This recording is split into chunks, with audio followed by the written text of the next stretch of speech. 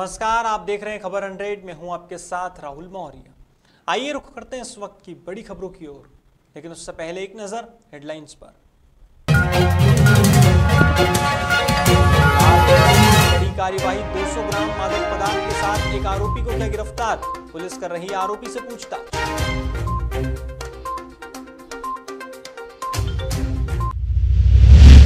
मध्य प्रदेश मंत्री भूपेंद्र सिंह का बयान, जनहित के बारे में नहीं सोचती है कांग्रेस। भूपेंद्र सिंह बोले, कांग्रेस ने जनता से झूठ बोलकर बनाई थी सरकार।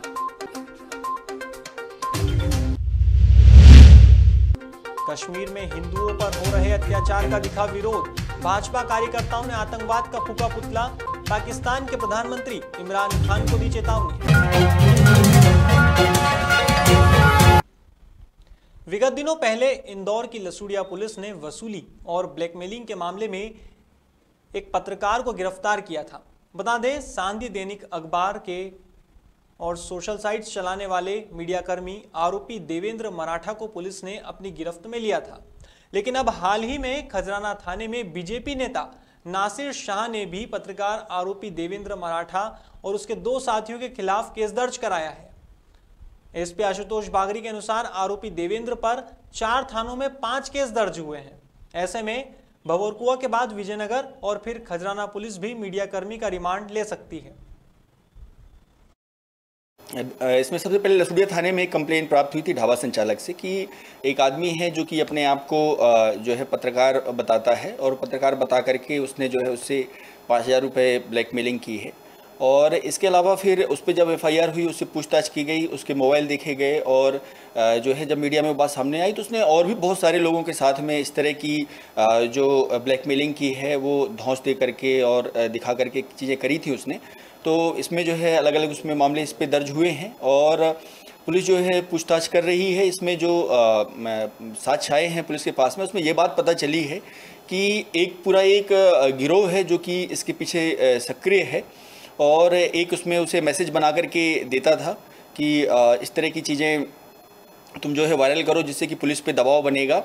और फिर वो पुलिस पे दबाव बना करके प्रेशर में ला करके नीचे के स्टाफ को, थाना प्रभारी को और फिर जो है जो जैसे ढाबा संचालक हो गया या कोई लैंड से रिलेटेड काम करने वाला हो गया, उस पर जाकर के ये वसूली और ब्लैकमेलिंग का काम करते थे। धार जिले की निसरपुर चौकी में पुलिस की टीम ने एक बड़ी कार्यवाही को अंजाम दिया है। दरअसल मुखबिर की सूचना पर कार्यवाही करते हुए 200 ग्राम मादक पदार्थ पकड़ा गया है और एक आरोपी को भी गिरफ्तार किया गया है। पुलिस की माने तो आरोपी का नाम भूपेंद्र है। फिलहाल आरोपी से पूछताछ की जा रही है।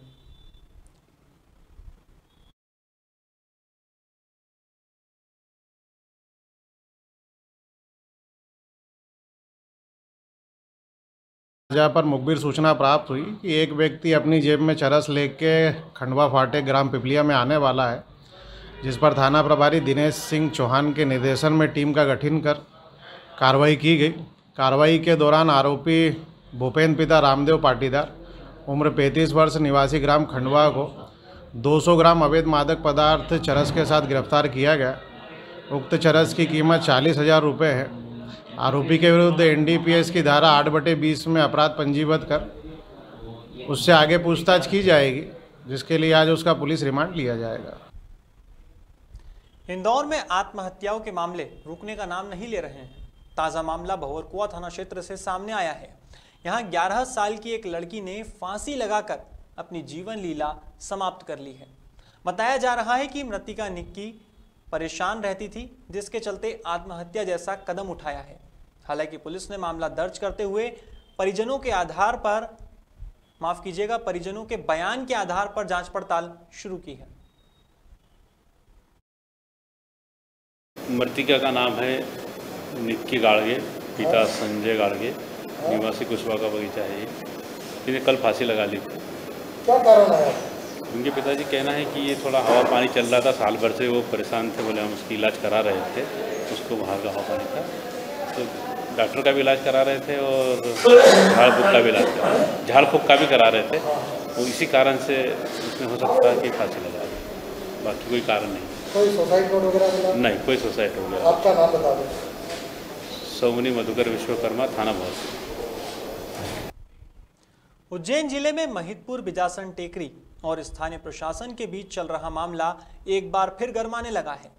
गौरतलब है कि कुछ महीने पहले महिदपुर बिजासन टेकरी से अवैध उत्खनन की खबर सामने आई थी।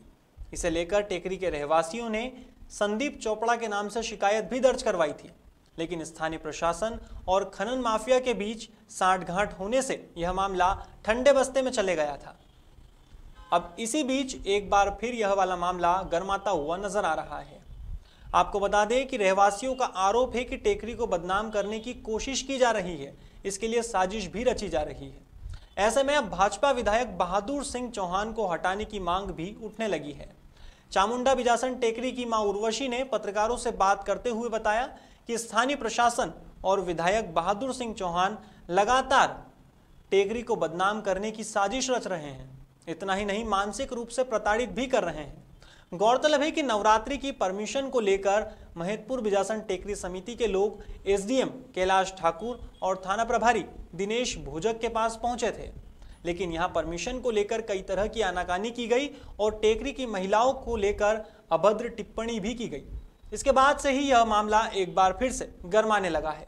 ऐसे में अब देखना होगा कि शासन प्रशासन के जिम्मेदार लोग इस मामले में क्या कार्यवाही करते हैं।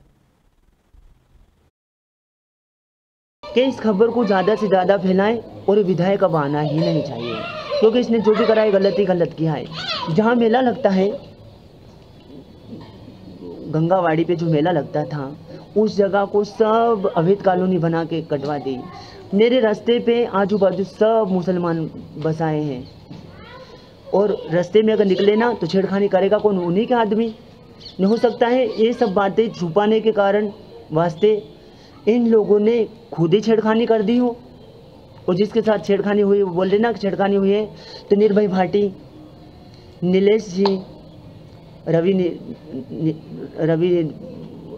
निर्भय भाटी, इनसे मेरा सिर्फ निवेदन है कि सिर्फ आके एक बार मेरे से बात कर लो यहाँ पे कि तुम टेकर भी कभी दर्शन करने आए थे, कभी नहीं। ऐसे कैसे आपने बोल दिया कि छेड़खानी हुई है? छेड़खानी जिस महिला के साथ हुई उसकी कोई एफआईआर पुलिस ने दर्ज की क्या? ऐसे नॉलेज में है आपकी? वो झूठे अफवाह फैलाए और टीआई इसमें बोल रहा है, टीआई उसमें बोल रहा है, क्या बोल रहा है कि हम गुंडे और उन जो बुरे लोग हैं उनको ढूंढने में लगे हैं। तो ढूंढ के दिखाओ अब, और कौन है वो? पहली बार तो महिला को बताओ कि किसके साथ छेड़खानी हुई है। ये लोग सिर्फ मेरे मंदिर को बदनाम करने के सोचते हैं। इससे क्या है कि अपने धर्म को बदनाम होने से बचाइएगा और जियो और जीने दो, सिर्फ मेरा यूँ कहना है। और उत्खनन भी यहाँ किया, हमने केस लगाया, 3 दिन नहीं हुए, 3-4 दिन नहीं हुए कि उसी आदमी ने उत्खनन चोरवासा डैम, टांडा डैम पे भी खुदाई की, वहाँ तक के वो रोड भी मतलब खुद गया है। हाँ, वो अभी ऐसे आज़ाद घूम रहा है, उसको अंदर क्यों नहीं किया? मंगलवार को मध्य प्रदेश के नगरीय प्रशासन मंत्री भूपेंद्र सिंह ने मीडिया से बात करते हुए कैबिनेट के फैसले को ऐतिहासिक बताया है। उन्होंने कहा कि प्रदेश के गरीब वर्ग सहित किसान और बिजली विभाग के लिए 20,000 करोड़ से ज्यादा की सब्सिडी देने का फैसला लिया गया है, जो ऐतिहासिक है। इसी दौरान उन्होंने कांग्रेस पर भी तंज कसा है। भूपेंद्र सिंह बोले कि प्रदेश की सरकार जन कल्याण के लिए सोचती है, लेकिन कांग्रेस ने कभी भी जनहित के बारे में नहीं सोचा है। कांग्रेस ने झूठ बोलकर सरकार बनाई थी। सुनिए उनका यह बयान। देखिए, एक तरफ कांग्रेस ये कह रही है कि सरकार ने कोई मदद नहीं की, दूसरी तरफ हम मदद का निर्णय कर रहे हैं तो कह रहे हैं कि ये गलत निर्णय है। तो कुल मिला के उनको जनता से कोई मतलब नहीं है। उनकी राजनीति होना चाहिए, उनकी राजनीतिक रोटियां सीखना चाहिए और उनको कैसे भी वोट मिल जाए। इसके अलावा कांग्रेस को ना गरीबों से मतलब है, और अगर मतलब होता तो 60 साल तक देश पर राज करने वाली कांग्रेस पार्टी आज ये स्थिति क्यों होती। आज अगर प्रधानमंत्री आवास योजना में गरीबों के मकान बना रहे तो हमारी सरकार बना रही, कांग्रेस ने क्यों नहीं बनाए? गांव में बना रहे, शहर में बना रहे, 8-8 लाख अकेले मध्य प्रदेश के अंदर हम बना रहे। तो ये जो काम गरीबों के लिए हुआ है, इससे कांग्रेस को बहुत आपत्ति है और इस कारण कांग्रेस की ये हालत देश में हो गई है। उन्होंने तो कुछ कभी किया नहीं है और हम कर रहे हैं तो वो उस पर आपत्ति कर रहे हैं। कश्मीर में हिंदू परिवारों के साथ हो रही मारपीट की घटनाओं का विरोध भोपाल में नजर आने लगा है। यहां भाजपा के पूर्व विधायक सुरेंद्र नाथ सिंह के नेतृत्व में भाजपा के कार्यकर्ताओं ने जवाहर चौक पर आतंकवाद का पुतला फूंका है। इस दौरान भाजपा कार्यकर्ताओं ने पाकिस्तान के खिलाफ जमकर नारेबाजी की। वहीं दूसरी तरफ सुरेंद्र नाथ सिंह ने कहा कि कश्मीर में आईएसआई के मुस्लिम आतंकवादी हिंदुओं को टारगेट कर उनकी हत्या कर रहे हैं, जो निंदनीय है।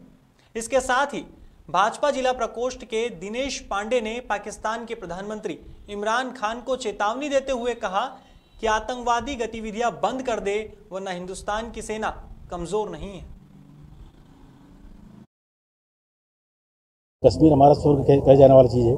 उस वहाँ पर कश्मीर आतंकवादी आते हैं मजदूरों को, तो मजदूरों को भी मारने लगे, हिंदुओं को मारने लगे। पहले मस्जिदों में बम फेंका करते थे, इसका हम विरोध करते हैं। वो पाकिस्तान के इमरान खान से निवेदन करते हैं कि भैया ये सब सारी चीज़ें बंद करो, आतंकवाद बंद करो, सुख चैन से आप भी रहो, सुख चैन से हमारे देश को भी रहने दो, इसी में भलाई है।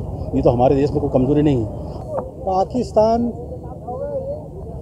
और जो आईएसआई जो वहाँ की संस्था है, भारत देश के अंदर आतंकवाद की गतिविधि लगातार चल रही है। देखिए, हमारा देश धर्मनिरपेक्ष देश है, यहाँ सभी धर्मों के लोग प्रेम से रहते हैं।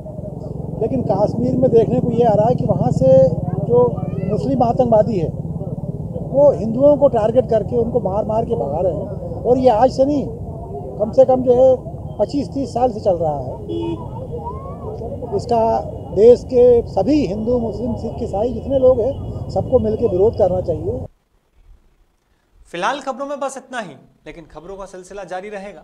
आप देखते रहिए खबर 100, जनता की बुलंद आवाज।